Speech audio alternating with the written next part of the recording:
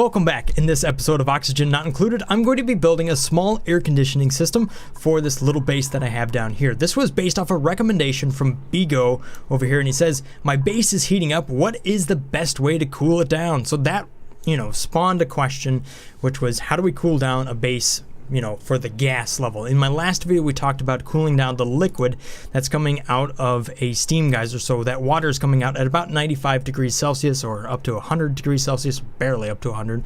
And so it's very, very hot. So dealing with that liquid was, the last episode. This one's dealing with the air.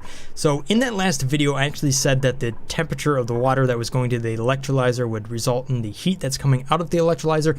Actually, you guys pointed me out and corrected me, saying that in the current build of the game, the temperature that's coming out of these electrolyzer is at 70 degrees Celsius. So watch what happens when I turn on this electrolyzer down here. We'll just see the temperature that's being produced by this. It's going to be ridiculous. So this little base right down here is 20 by 20 tiles, just to give you some sort of idea of how big this little base down is here. So the other thing I want to explore here is what it takes to set up a thermoregulator system inside the game. Obviously doing it in debug mode is pretty simple, but I have a couple of valves and things like that that I'm going to use to try to get the right ratio of gases inside of this chamber up here and certain things like that. Alright, so you can see the heat that is just being generated by this electrolyzer. It's massive. Look at that. I mean, this is heating up the base very, very quickly. You can just see all of that hot gas coming out of there. It's going to heat things up, it'll take a little bit, but trust me, it'll get hot in here. Let's take a more in-depth look at this little base I have set up. This electrolyzer here is actually going to funnel into this hydrogen generator so that it is self-powering. So if we take a look at the power grid here, right now I'm using a manual generator just to kind of get the system kicked off, but then I can turn off this power switch here so that once we get enough hydrogen up in this chamber and we run it through a filter and all of that stuff, that hydrogen generator will be up and running. And once this area here is purged of hydrogen, I'll actually disable, this guy here and enable the vent, the gas valve as a bypass. So if we take a look at the gas here, you can see that it has a couple of options to get back to here. On over here to the right, I also have a gas valve that's going to allow me to mix this chamber up here so that I can get it to a 9:1 ratio, so 1 part hydrogen and 8 parts oxygen inside of here at about 1 kilogram each. Alright, so we've got a lot of oxygen being made, so that's good. People won't suffocate. Let me go ahead and enable this guy real quick. Some of these power switches are not accessible to duplicates, but whatever. Alright, so we can see the gas system here working. It's purging out the oxygen, so the hydrogen should start to kind of just become the only thing that's finding its way up into this chamber. And right now I have this pressure switch. It's set to just about anything right now. So I can set it to above, and that will turn off the pump, just so I don't end up using up all that energy when I don't need to. So now that I've gotten pretty much all of the oxygen out of here, or just about all of it, I guess a little bit more is finding its way in, we'll get this thing up and running. Still going to take a manual generator for a little while. Alright, so I'm still kind of struggling to get this system not to pull in oxygen. It's kind of a pain in the butt. I'm wondering what's going on here. I think this gas vent might be just pushing out too much pressure. I know the system like this is nice and efficient, but so far in my experimenting, it's also been a real pain in the butt to get set up just right, because it really wants to draw in a lot of oxygen, or whatever. You kind of get some polluted oxygen up here and it can kind of set it off. I think it'd be just fine if we actually took it and just made it a little bit taller, but for right now, that's what it is. I got a thin layer of oxygen at the bottom of here. I should really have this atmospheric switch up a little bit higher. So that's some of the things I'm learning right now. I mean, obviously just using a painting tool to kind of fill this in, but that wouldn't expose some of the struggles it takes to actually set this up in a game. So moving that switch up there, that's going to be really useful. This is all going to be useful information for when I'm actually trying to do this for real in one of my bases. Right now, this is just an experiment. So how did I get hydrogen up here? What ran to get... What? Oh, I see. Oh, it flowed back like that. And I didn't have this set to 0. Whoops, my bad. Alright, so I'm going to try to prime this area up. Here's what I'm going to do. So I've got 2 pumps. One over here that's going to draw oxygen. The other over here that is drawing a little bit of hydrogen. So I'm just going to have to watch this chamber and mess around with these flow controls as need be. So you can see how that's working right there. It's just priming up the system. There we go. I've got 1 kilogram of hydrogen at the top, so that's good to go. And I've just got to turn this pump on a little bit more. Just a little bit more oxygen in here. And about 1 kilogram in that space as far as oxygen goes. So priming this system over here, not that hard. It's fairly doable. Okay, so now that this has been running for a while, we can see the temperature is starting to climb up a little bit. So we're at 26 degrees Celsius within here. It's 23 over here. It's not too bad. It's still temperate. There's a lot of mass inside of here that's really trying to keep things down. But you can see the heat that's coming out of this system over here on the left, that oxygen. It's very, very hot. Look at that, 40 degrees Celsius. Woo, burning up. All right, so now that I have all of this up and running, and this thing is now self-powering and keeping itself charged up and all that good stuff, let me go ahead and enable this system over here so that I can drop the temperature down and try to balance out some of the stuff that's, you know, being generated by this electrolyzer, all of that oxygen. Here's the other thing I did between the last video and this video is I hooked up 2 gas pumps to these thermoregulators, and the amount of cooling this thing puts off, I mean, it pretty much doubles, or at least it looks like it doubles. I haven't actually measured it, but by moving packets of 1 kilogram through these thermoregulators, they cool a lot more mass. So that seems to work really, really good. That's why you see 2 gas pumps in here. The other thing you want to pay attention to in this area is keeping things like blobs that, you know, you've deconstructed in here, little blobs of gold amalgam or copper or whatever, kind of get that stuff out of there, because that can really start to kind of mess with the numbers that you see there. So keep this area nice and swept. Okay, so you can see this thing, it is just dropping down in temperature very, very quickly. It's doing pretty good. The thermal switch here is not really dropping that much, which makes me think I might want to move it to another spot. Okay, so now that this has been running for a cycle, there's a couple things I've observed. The amount of oxygen inside of here, you can see that it's very, very cold up here, but it's still kind of warm at the bottom. So I think what I want to do is go ahead and try to find a way to get some wolframite within this area, try to balance out that temperature a little bit so that it can transfer down here to the area where it needs to do more work, which is on these tiles. So one of the fun ways you can move heat around and actually through walls and stuff like that is using wire bridges, because that can be made of wolframite. So that is a really fancy way, and I think it's something that I really want to explore when it comes to creating another hydrogen bubbler system, if you can imagine what that would be like. So let's go ahead and just put this wolframite wire bridge right there, and then I'll put another one right here. You can kind of see what I'm doing. I'm just trying to transfer that heat down in this area. So now when I look at the temperature, it looks like I'm trying to, hopefully I'll be able to balance this out a little bit more. It also looks like this thermoregulator system is not running quite as fast as it could. So I think if I deconstruct this chunk of pipe, it'll like crank up the speed that this thing is running. Yeah, see, there we go. So your priming system should be separate from your cooling loop. You can see that the temperature is starting to drop much more rapidly. This thing will bottom out at a certain point, like -10 or so degrees Celsius, and it will really struggle to get any colder. There are some people that are saying that this is kind of a, there's some sort of bug going on up here. I'm not 100% sure, I haven't really confirmed it, but you guys were leaving me some comments on the last video. Obviously, because this is somehow self-cooling when it shouldn't be self-cooling, but I guess there's something when gas goes up or interacts. I'm not sure what's going on, but it is cooling. But I'm not 100% sure that this is still going to exist, you know, once the game is released, if they end up patching it at some point. Okay, so I repositioned that thermal switch right there so that it is above the battery and between the 2 pumps. So we'll see how that works. Okay, so I got rid of that little power transformer over there. I'm just going to put in another battery. I think it's a good idea to always have a manual generator hooked up to this system, just in case something was to go wrong and you can't produce enough to kind of keep it self-powering. You don't want that to just shut down on you. So it's probably a good idea to always have a manual generator ready to kind of, you know, have a duplicate jump on there with a high priority to fill up those batteries if they just, you know, end up running out. See, what happened here is I enabled this electrolyzer down here, and that somehow is pushing oxygen back up into this chamber.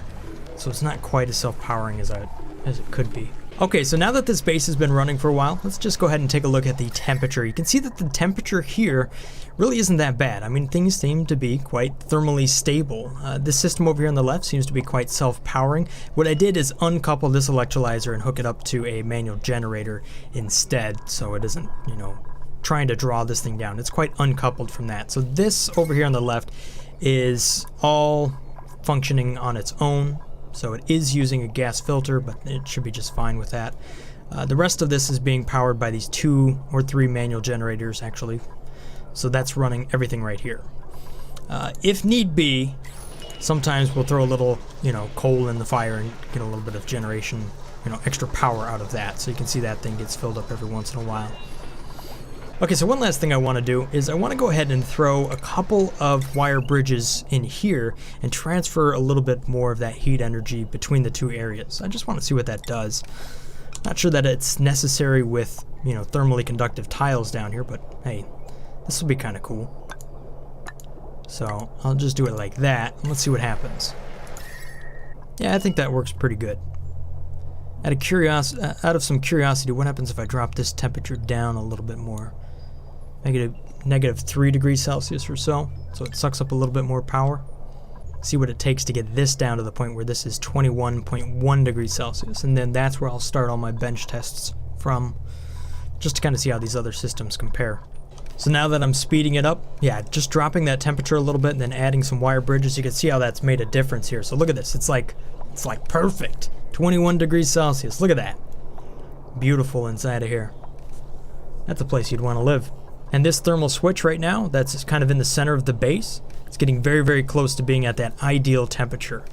So it did take a little bit colder temperature up here. I had to run this system a little bit more than what I was doing previously in order to drive that temperature down. Okay, so now it's getting a little bit too cold in here. It's actually starting to drop down quite a bit. But this thermal switch down here is off, so even though the one up top is going to be on, it should just start to cycle back and forth. I also want to re-enable this electrolyzer down here. That'll put off some heat. Look at that. Because I didn't have enough oxygen generation, so what I really should have is 2 of these systems set up, one on one side, one on the other. And this equipment here should be cooled by this system, so let me just make a quick modification to this. I'm also going to want to do the exact same thing over here, because I don't want these batteries to, you know, cook themselves out, so. Okay, so one thing I've noticed with this system is that now that I'm out of coal, I think I need a 4th manual generator. That way some of these duplicates can run between one and the other depending on what the batteries are doing up here. So, because this one up here draws more than what you can make with just a duplicate all by itself. So I'll just do this number right here, and then we'll see how this works out. Okay, so that one is powering up. Oh, I made a complicated system. Alright, so I think I got this thing figured out. It seems to be working. I created enough oxygen. That's all good. I pumped that out so it's recirculating and self-powering. I think it's good stuff over here. And these 3 duplicates are capable of keeping the system up and running. Barely, but they are able, you know, to do what they need to do. So that's working out. The temperature is nice and just perfect. Alright, so from this point here, I'm going to do 3 things. I'm just going to let this system continue to run for, let's say, 10 cycles or so. And then I'll also put in a couple of wheezeworts to see how that plays out over 10 cycles from, you know, this exact same point. And then for the last test, we'll compare all of this to no cooling at all to see what happens with the temperature. So from 24 cycle, the start of cycle 24 here is where we'll begin our test, and just to see how this plays out. Okay, so the first thing I'm seeing that's having a little bit of problem is this chamber over here on the left again. What is happening is that there's a barrier between the 2 layers. So you got hydrogen and then you also have oxygen as well.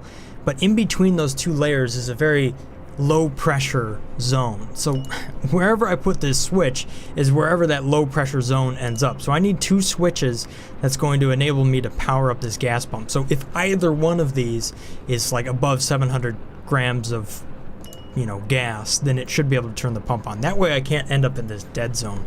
At least that's my theory.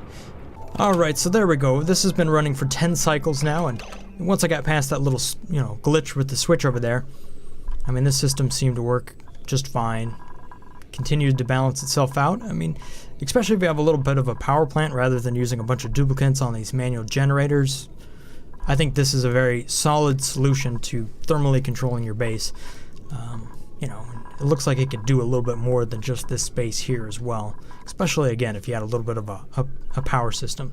So let's go ahead and roll this back. There's another thing I noticed down here. These manual airlocks, these can be made of wolframite. So if you do this number right here and start putting this down, look at that. That whole thing could be a giant like radiator between the two spaces right there. So you don't have to use the wire bridges. You could just use manual airlocks placed on their side or something like that. So I don't know, that would be pretty cool. I'll do a test for that as well. Okay, so you can see here, using the manual airlocks instead of all those little like wire bridges, not only is this a much cleaner solution, it looks like it works quite a bit better as far as just trying to average the two areas temperature wise. I think that's a pretty legitimate solution there. And interestingly enough, this battery still works being on top of that airlock. Like it isn't sensing that there's nothing below it. It's actually treating it as ground, just wolframite ground. Alright, so we're coming up to the end of this little experiment here, and I think what we can see here is that the result is about the exact same. It's a little different method of trying to transfer heat energy between the two zones, but I think it works just fine. If anything, I like it a little bit more simply because it's cleaner. Okay, so for this next experiment, I'm going to close off this area up here, and then I'm going to plant a bunch of wheezeworts. In this case, 10 different wheezeworts, and that's quite a bit for this small area, but we'll see if that, you know, what effect that has on the temperature. These things are magical, and if you can get them from your cold biomes and bring them back, they're definitely going to be useful. I mean, considering this up here is quite an advanced setup with all the different stuff you need to put, you know, in place. I would probably put a hydrogen hood rather than this system up here because it seems to be struggling with, you know, electrolyzers down here causing that to become unbalanced. But, you know, there's more equipment involved. Not to mention, I'm not sure this will work after the next update. So, all that good stuff. But who knows? They're going to rebalance wheezeworts at some point, probably. So, we'll just have to see. Right off the bat, I can see that 10 wheezeworts is going to freeze this place out. Ooh, that's a lot of cooling. Okay, so 10. We're like one cycle in, and I'm going to freeze my duplicates into an ice cube if I keep this up. Look at this temperature on this thermal switch. Look at this, it's down to like 9 degrees Celsius. What? So the other thing that isn't being accounted for here is the fact that these manual generators are not running as much as they were previously. But hey, those needed to run in some form or fashion in order to cool itself, so I guess that's part of the equation, right? Okay, I might have really nuked this test, so I'm going to go back and load it up previously, and I'm just going to put a couple of wheezeworts in there just to see what that does. Okay, so what I can see going on here is that this is pretty close, right? 2 wheezeworts for this area, a little 20 by 20 with a couple of electrolyzers. I think I would rather have this wheezewort near the places that are a little bit hotter over here. Because you can see how even the temperature is. It's not that great. So it's a little hot on the left, a little cold on the right. So let me go ahead and uproot one and plant the other, just to kind of see if I can balance that out. Okay, so from what I can see here, having 2 wheezeworts in this area with a couple of these electrolyzers running just to keep this base up and running, that seems to really balance it out. So, I mean, that's very efficient as far as just needing a couple wheezeworts. Here's kind of the thing, though, that, you know, is happening in this version of the game as it currently is, you know, just with the thermal update, is that I simply cannot get rid of the chilly surroundings debuff, despite these duplicates being in a fairly temperate environment here. So that's something to really keep a lookout for, because that's going to be a real hit on the stress mark. You know, it's going to cause a lot of stress for your duplicates. So let me go ahead and try to do something to get rid of that debuff by putting these wheezeworts up in a different chamber up here. Maybe I'll get rid of some of these batteries and put it up there and put it next to some tiles to kind of let the cold kind of descend into this area. Okay, so here's the madness I got going on now. I have a couple of wheezeworts, and I've put them up here, and then kind of put them next to the manual airlocks. Now, right off the bat, my duplicates, the ones that were exposed to the wheezeworts, are now dealing with the chilly surroundings debuff. However, Gossman down here does not have that debuff. Okay, so at first I thought I had figured out what was causing this cold debuff. I thought it was this area over here on the right, but now that I've balanced that temperature out, these duplicants are still, you know, every once in a while they start to like freak out like it's really, really cold inside of here for some odd reason. You see that? It keeps popping up like chilly surroundings. From what? I have no idea. So I don't know. I think it might just be a byproduct of that wheezewort. Let me go ahead and just load this back up. Even though you can see that the temperature inside of here, you know, with this in a different chamber, still seems to, you know, fairly work. I mean, it's about the same amount of cooling energy, although it is a little less balanced. And the temperature actually has gone up here, so putting those wheezeworts in another room doesn't seem to be quite as effective. But I don't know. I'm trying to figure it out, guys. It's a little bit of a head scratcher again. Maybe 21 degrees Celsius is just too cold. Maybe that's what's going on here. I don't know. These duplicants still seem to be struggling, no matter what I do. Alright, well I turned up the temperature inside of here, and you know what? These duplicants do end up getting chilly every once in a while. I will say though, it's quite of a bit of a different behavior than when I put the wheezeworts directly inside of this chamber. So I think that might be something to potentially look out for, but I'm not sure if this game is running quite as intended currently. Stupid duplicants. Sometimes they're a little bit weird like that. Alright, well, I realized now that I've edited this video all day that I forgot something, and that was to record the control where we do nothing. There's no cooling, we just produce oxygen and see how hot this base gets over 10 cycles right here. And maybe we'll see these duplicants not get cold. I don't know what's going on there. Even though I've gone back and seen everything for the second time, it's still strange. But I think I might have at least a way to kind of confirm or deny some of that here. So let's just see what happens. I've been working hard this weekend. Been working a lot on my 3D printer, getting that up and running. Well, it's not up and running yet, but I've got several axes built now, so that's good. I just ran out of the belt stuff that I need to run the Z-axis, which is like enormous. So I gotta wait for parts. Eventually, you guys will see that. Anyhow. No cooling is attached, so I think we're good to go.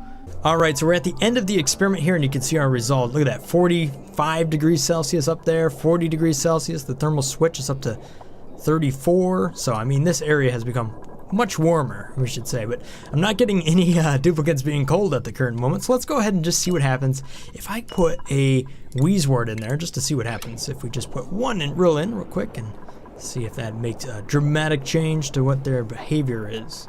Okay, so simply putting a wheezewort inside this room doesn't make these duplicants suddenly feel chilly. So maybe the temperature I was thinking was a nice temperature to be at, you know, 21 degrees Celsius is maybe a little bit cold for duplicants. Maybe you want to keep that up a little bit higher.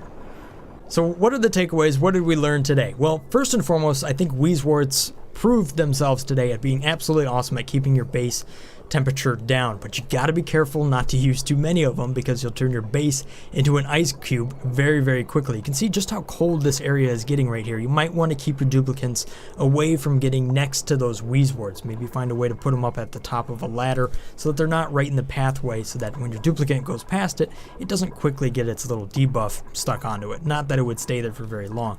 You also want to make sure that you're not using a ton of wheezeworts. So maybe some sort of combination between this and maybe a hydrofan at one point, or this and some sort of self-cooling thermoregulator, just to keep that temperature just right, is probably a good strategy for keeping your base cool. I like that idea.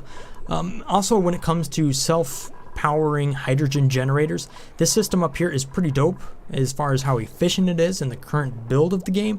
However, I think I would go with a hydro hood system because it's a little less temperate and doesn't require a gas filter and all of these different switches. It's a little bit easier to set up.